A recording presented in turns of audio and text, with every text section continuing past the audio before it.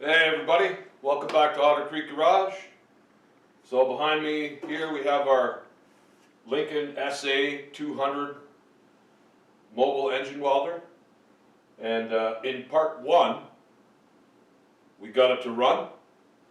So now here in part two we're going to see if it actually will weld. Let's go.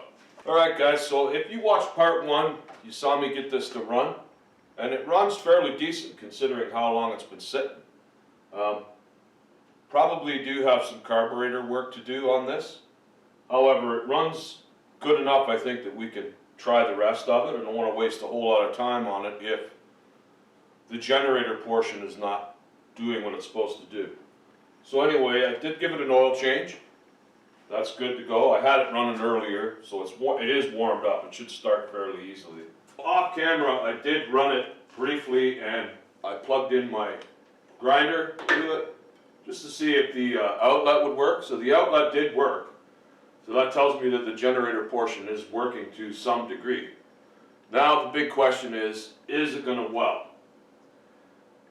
Since I've seen that the generator portion is working, I'm pretty confident, so I went ahead and fashioned up some welding cables here.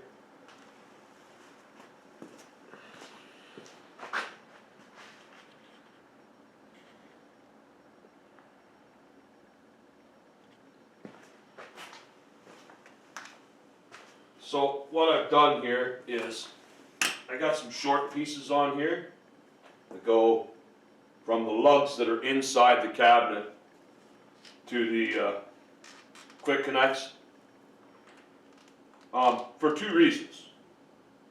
Reason number one, if a fellow wants to change polarity and go electrode negative for whatever reason, he can do that very easily right here instead of having to do that, which would be kind of dumb.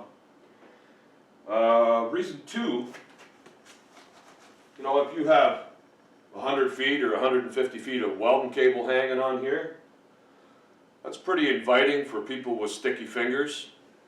So I have seen mobile rigs around where they're just sitting there with a backhoe holding down the tongue so someone can't walk away with it.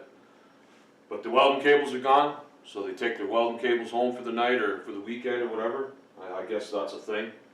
Which I could see. This welding cable is super duper expensive. You wouldn't want to have to replace that. So that's reason number two.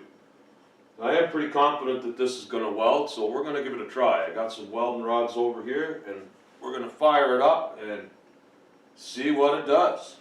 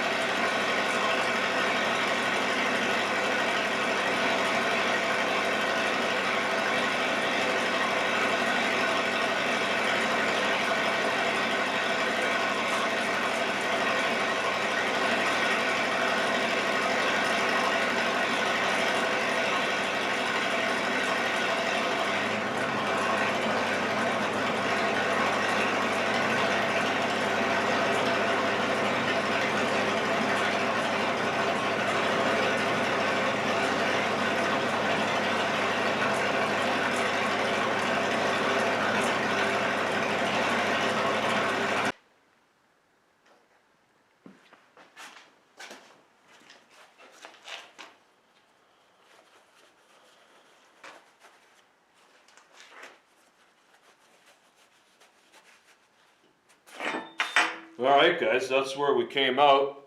I burned up a couple of beads here just to see how we'd make out, and I'm pretty impressed. It's pretty smooth for, you know, the engine running a wee bit rough. It sounded pretty decent, I thought, but it is running a little bit rough.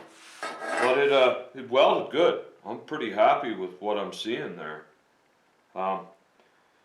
Couldn't weld a whole lot in here. It's pretty cold out today, so I couldn't have the door open, and it gets awful smoky in here.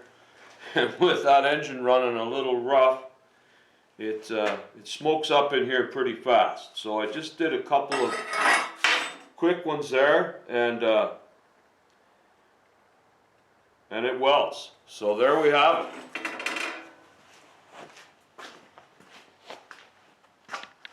Alright folks, there you have it. The Lincoln SA200 mobile engine welder. It runs and it welds. It runs reasonably well. We could dial it in a little bit better, I think. And it welds excellent, I think. I'm really happy. I'm really pumped. Now, all I have to do left is fix up a bit of this control wiring and put the hoods back on, and it's done. I think I'm going to send it down the road.